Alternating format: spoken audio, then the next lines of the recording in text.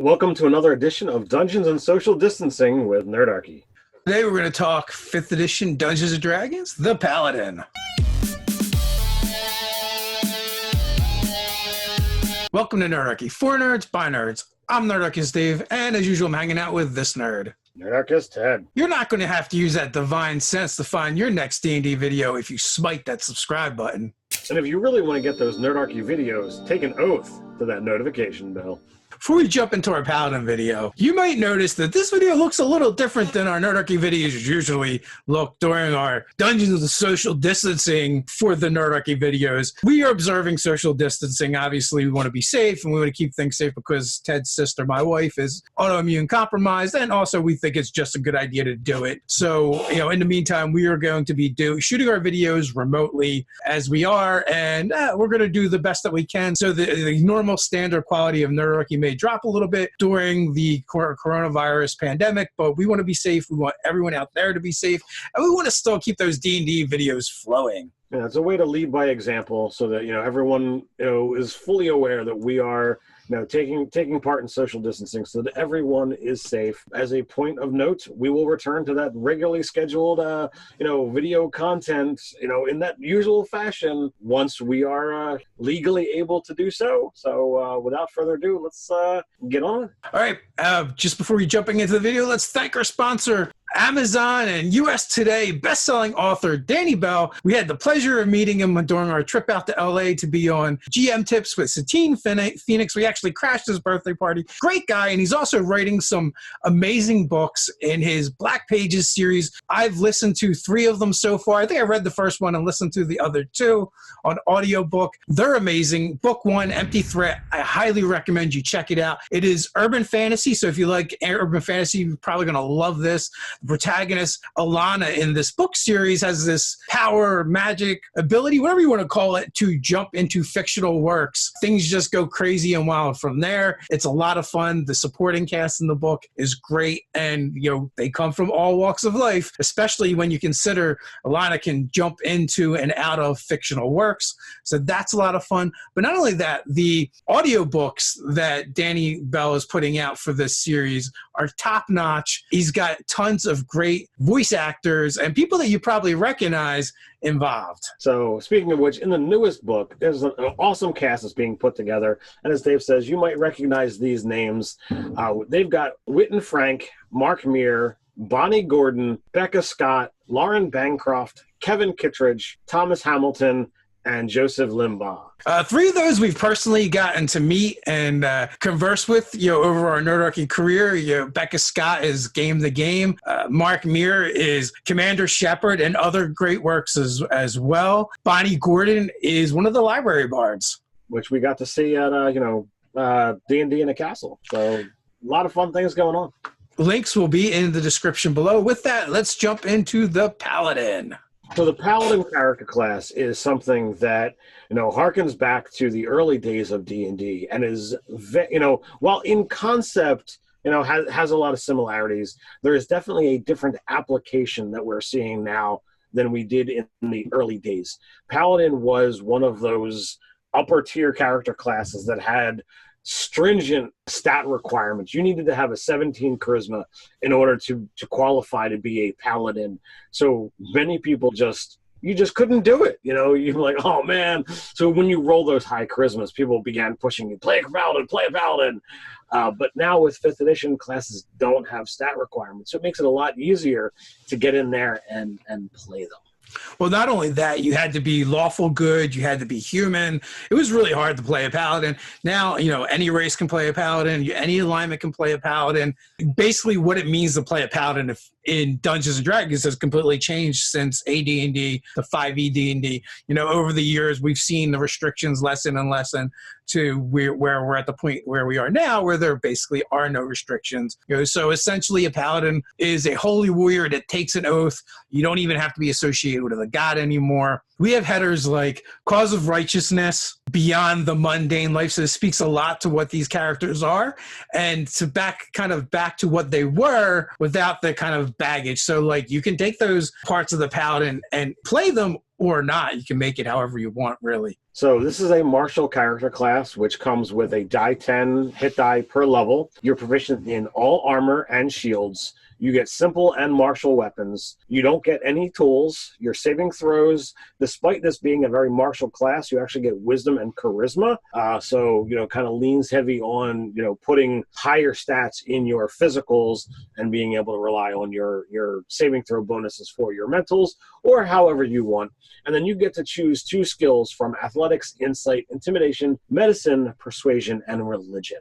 So you get a fairly good mix when it comes to the different skills you can pick, combination of physical and mental, as well as, charisma based. First level, you're going to get Divine Sense, which this is basically you use your action to be able to figure out whether there is a celestial or fiend or undead within 60 feet of you. You can use this whenever you want, a number of times equal to 1 plus your charisma modifier. And the only caveat is if they have complete cover, it will not work. So it's kind of weird in the sense that if you were to put them behind a blind, you would not be able to detect them. But if they were invisible, you would. But it does let you know if they're disguised in front of you, if they're wearing an illusion, you would know that that is actually a vampire. You may not know it's Count Strahd in front of you, but you would be able to detect undead and that that there was a vampire there. So I think this is a cool ability. I think it just would be better to be able to have this level up a little bit along with it, so that you've almost got a barbarian danger sense to go with it. But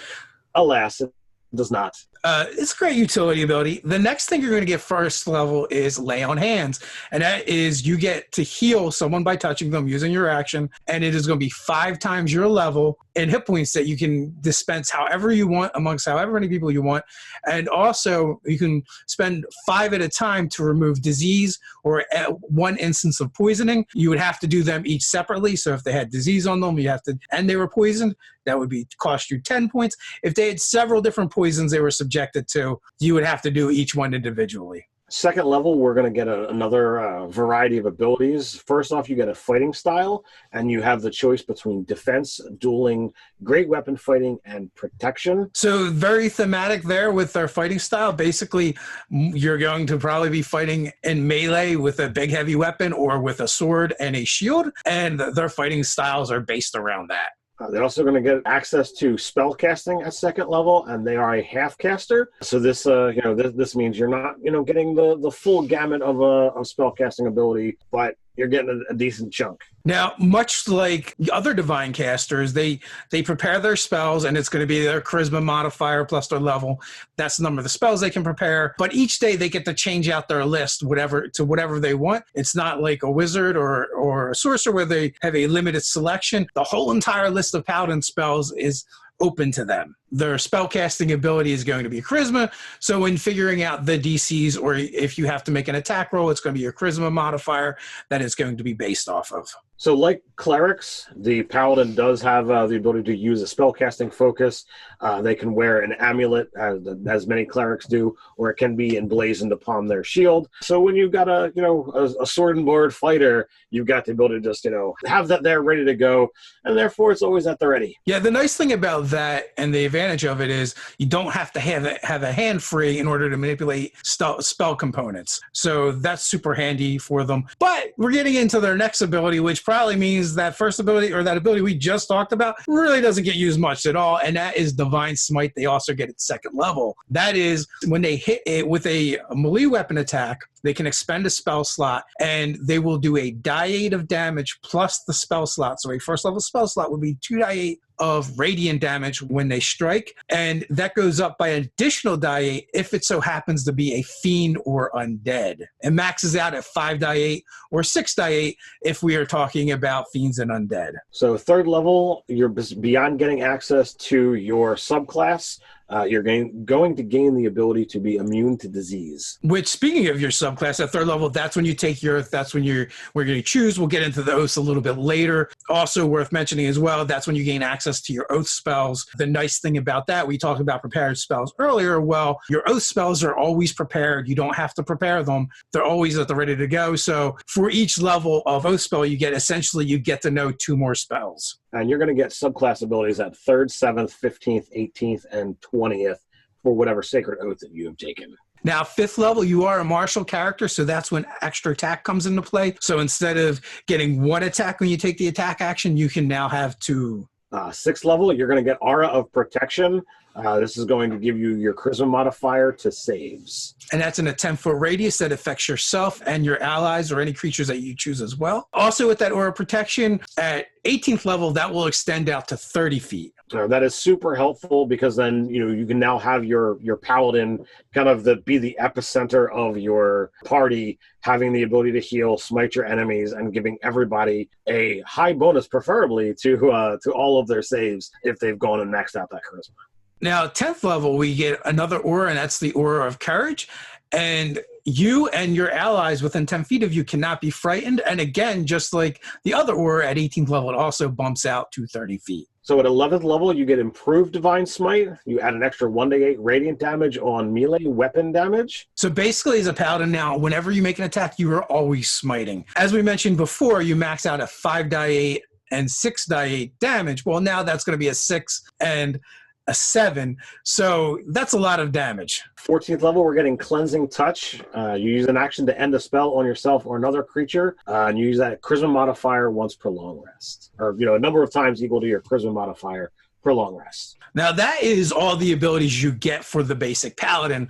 From there, we're going to kind of go into our subclasses and the specific oaths that you can take. Now, like we mentioned, really, when a lot of people, especially old school D&D players, think of paladin, they think of that holy warrior, the lawful good paladin, the goodest of the good. Well, right off the bat, when we start with our oaths, we have the Oath of Conquest, and it is the opposite of that. We have the Hell Knights, the Knight Tyrants, those who, when they use their channel divinity, they can use a conquering presence to instill fear within their enemies. Yeah, this sounds like the holy good guy that walks into town and everybody swoons over, right? Oh yeah, absolutely. They also get guided strike, which means they can get a +10 to hit by using their channel divinity. Now, the channel divinities for each of the different oaths really kind of encompass what that paladin's about. We're not going to go through every single ability of all the subclasses, but we'll kind of do like an overview. All of paladins are going to get an aura for their subclasses, and for paladin, it is the Aura of Conquest, which is again another frightened ability and the ability to do some psychic damage. And then their kind of capstone ability is they have Invincible Conqueror. You can kind of take on this thing. You have resistance to all damage when you do so. When you take the attack action on your turn, you can make 1 additional attack as part of that action, and your melee weapon attacks score a critical hit on a roll of 19 or 20. So this is the type of paladin subclass you want to play and choose if you want to be that dominant tyrant, the total dread on the battlefield. I don't know how well you're going to work in a party of adventurers or with others, but if you want to be that total badass and the one guy everyone's afraid of, choose this oath. So next we're going to move on to our classic paladin, and that's the Oath of Devotion. This is the one who is that goody two-shoes, the one that people tend to swoon over and what have you. Their channel divinities are Sacred Weapon and Turn the Unholy. So Sacred Weapon is you're going to get a bonus equal to your Charisma modifier to hit, and it also emits light. Bright at 20 feet, dim at another 20 feet. So essentially, you turn your weapon into a lightsaber is my take on it. Then next up, you're going to get Turn the Unholy, and basically you have the ability of censoring fiends and undead, and so you can basically turn them like a cleric would, and that makes sense for this particular paladin. The aura that the Oath of Devotion gets is an Aura of Devotion. Makes total sense. It's 10 foot to start and gives immunity to charm, and then, as all auras extend out, it eventually gets to 30 feet. When you think about it, the Devotion paladin, eventually they're going to be immune to charm, being frightened, and that bonus to saving throws it's a pretty nice layering of auras there. You're also going to get Purity of Spirit, which means you're just always under protection from evil and good spell. So the next we have up is the Oath of Redemption. And as the name implies, these are those who wish to redeem others. So your mission is to, save those from the path of evil. Channel Divinity is Emissary of Peace. And you basically, as a bonus action, you can grant yourself a +5 bonus to Charisma Persuasion checks for the next 10 minutes. You're also going to get Rebuke the Violent. This is basically if people attack and harm each other, you can use this to cast it back upon themselves.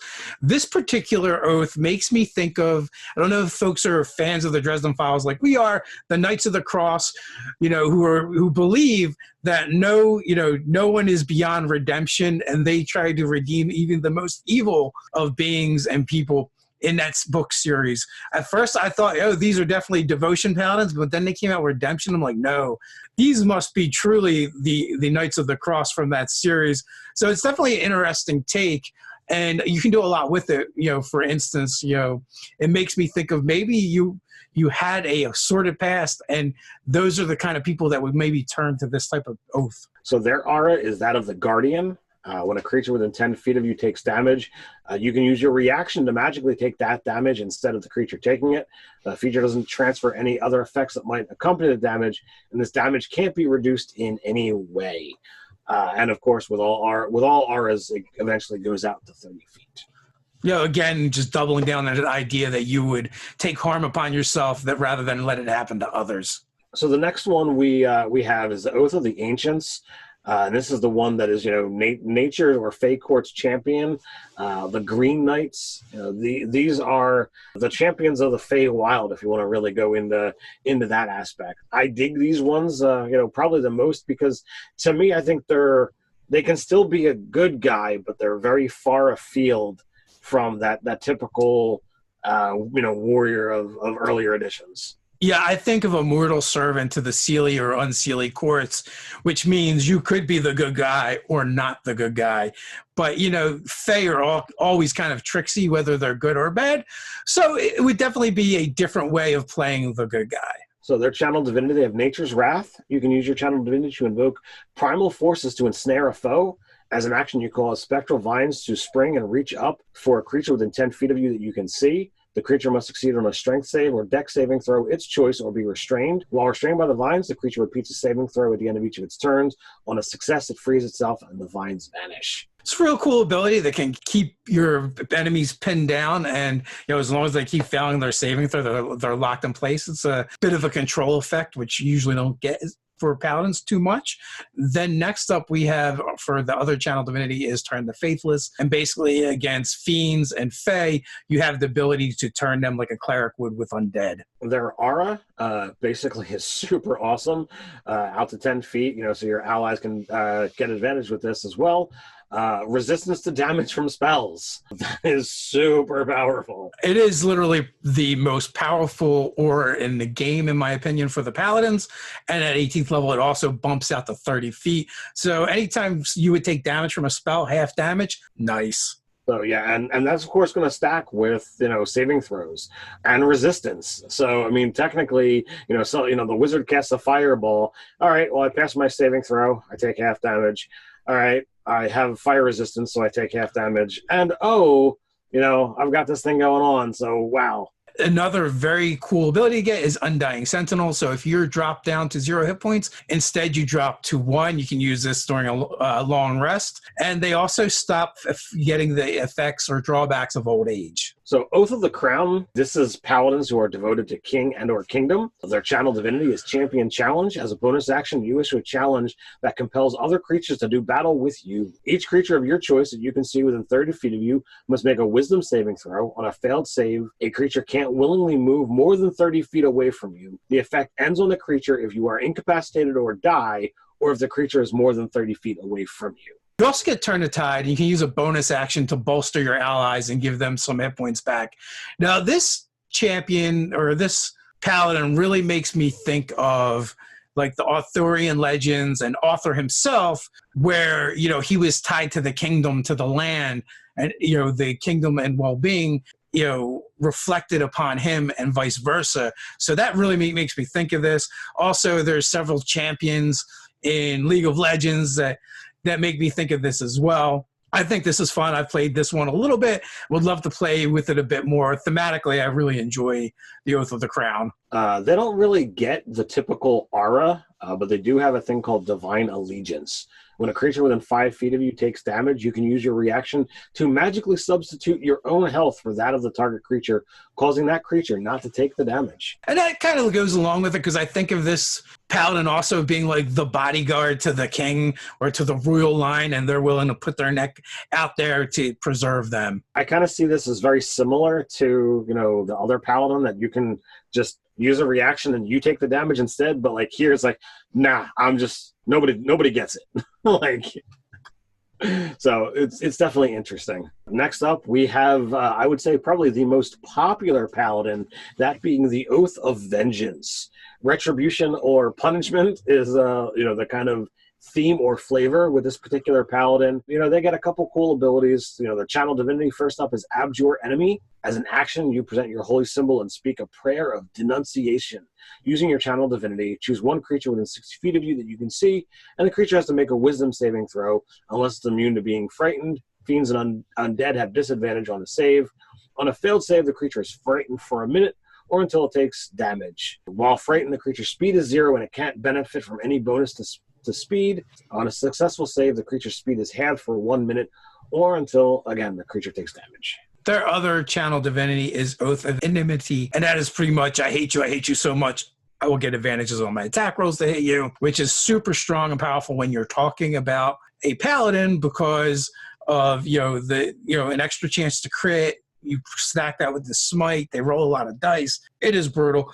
So this is the original Oath of not niceness for the paladin, because it came out in the player's handbook, but where the Oath of Conquest does really lean towards evil, in my opinion, just the way it's worded. This one, maybe not so much. It's just like, if you think of Judge Dredd or the Punisher, those kind of characters where what they're doing isn't nice, and the end justifies the means for those characters, but ultimately they want to do good and work for the greater good. I think this oath still works for that, but you're definitely not a nice person. And related to that, they have Relentless Avenger. When you hit a creature with an opportunity attack, you can move up to half your speed immediately after the attack and as part of the same reaction. This movement doesn't provoke opportunity attacks. So you are so bloodthirsty that when someone tries to leave your threatened area, you technically can smack them and continue pursuing them without provoking attacks from other people. I think this is amazing. And they get this ability when other paladins would normally get their aura. Yes. They also get, abilities called Soul of Vengeance and Avenging Angel, just to further kind of like break down what this paladin is all about. Next up, we have our classic Anti-Paladin, and that is our Oathbreaker. And this is, as we said, the antithesis. Their channel divinities start off with Control Undead. So you can target one undead creature that you can see within 30 feet because a wisdom saving throw, or it obeys your commands for the next 24 hours. An undead whose challenge rating is equal or greater than the paladin's level is immune to the effect. They also get Dreadful Aspect, and as an action, basically, they just channel the darkest emotions and use them to magically menace everyone in a 30-foot radius. Now, the Oathbreaker Paladin, Anti-Paladin, essentially, you are a paladin that took a different oath, or followed a different tenet before. You've forsaken it and forsworn it. You've broken your oath, but you're still a paladin, but you are a bad guy paladin. This one actually appears in the Dungeon Master's Guide. Along with that, their aura is that of hate. Starting at 7th level, the paladin, as well as any fiends and undead within 10 feet of the paladin, gains a bonus to melee weapon damage rolls equal to the paladin's charisma modifier. A creature can benefit from this feature from only one paladin at a time. So you couldn't have a couple Oathbreakers all surrounding one undead and be like, yes, I'm going to add, plus 20 to damage because there are 4 paladins aiding me. So they really work that in to make sure that, hey, don't overdo this. And even if you don't have any undead or fiend minions, it does affect you, so you're going to get that bonus, which is kind of nice. Later on, they're going to get supernatural resistance, so basically they have resistance to non-magical weapons, and their capstone ability is Dreadlord. Which, at 20th level, the paladin can, as an action, surround himself with an aura of gloom that lasts for 1 minute. The aura reduces any bright light in the 30-foot radius around the paladin to dim. Whenever an enemy that is frightened by the paladin starts its turn in the aura, it takes 4d10 psychic damage. Additionally, the paladin and creatures he or she chooses an aura are draped in deeper shadow. Creatures that rely on sight have disadvantage on attack rolls against creatures draped in the shadow. While the aura lasts, the paladin can use a bonus action on his or her turn to cause the shadows in the aura to attack one creature. The paladin makes a melee spell attack against the target. If the attack hits, the target takes necrotic damage equal to 3d10 plus the paladin's charisma mod.